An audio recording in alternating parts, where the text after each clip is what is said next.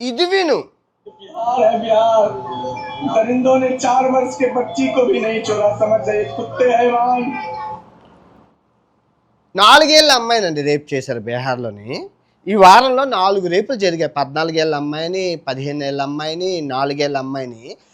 ఎక్కడో బంగ్లాదేశ్లో సంతలో సింతకాయ చచ్చిపోతే ఆడి కోసం ప్రొటెస్టులు చేసిన వాళ్ళు మరి నలుగురు ఈ వారంలో జరిగిన 4 రేపులు హిందువులే కదా, చేయరెవ్వరు. ఏ ఎదవా చేయడు. ఇన్ని మంది కుక్కలు అరిసేయా అని ఒక్కొక్క కుక్క కూడా చేసిందేమో చూడండి, చేయదు. ఎక్కడో సంతలో సింతకాయ చచ్చిపోతే చేస్తారు కానీ మన ఇండియాలో హిందువు 4 ఏళ్ళ అమ్మాయి చచ్చిపోతే చేయదు. ఈ శివాజీ చీర కట్టుకోమని అమ్మాయి చీర కట్టుకుంది కదా, అమ్మాయికి ఒక పోస్ట్ అయినా ఈ సినిమా ప్రమోషన్ల కోసం వీళ్ళు చేస్తున్న రాజకీయం కానీ నిజంగా అమ్మాయికి సేఫ్టీ ఉందా? 4 ఏళ్ళ అమ్మాయిలో నీకేం కనబడుతుంది?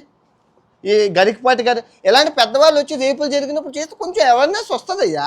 ఇంత రేపుల మీద నేను మాట్లాడుతుంటే నా మీద రేపే అన్నారు.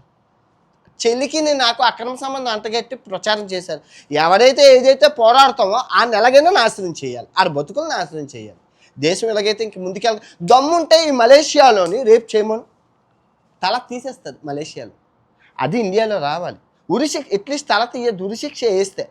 రేపు చేస్తే ఉరిశిక్ష అమలు అంటే కనుక ప్రతి ఆడపిల్ల సేఫ్గా ఉంటుంది. అబ్బా రేపు నీ ఇంటికి దాకా రావచ్చు, చెప్పడం. మానవ మృగాలు, ఈ సినిమాలు, ఈ ఎదవలో రెచ్చగొట్టడం, శివాజీ లాంటి వాళ్ళు, ఈ గరికపాటి లాంటి వాళ్ళు, మగోడే రైట్ అనడం, ఇదంతా మేలీగా ఎక్కువైపోయి ఇంకా రోజు రోజుకి రేపు అలా తారాస్తే ఒలింపిక్స్లో మెడల్ పెడితే మందే అగ్రస్థానం వస్తుంది రేపుల్లోని.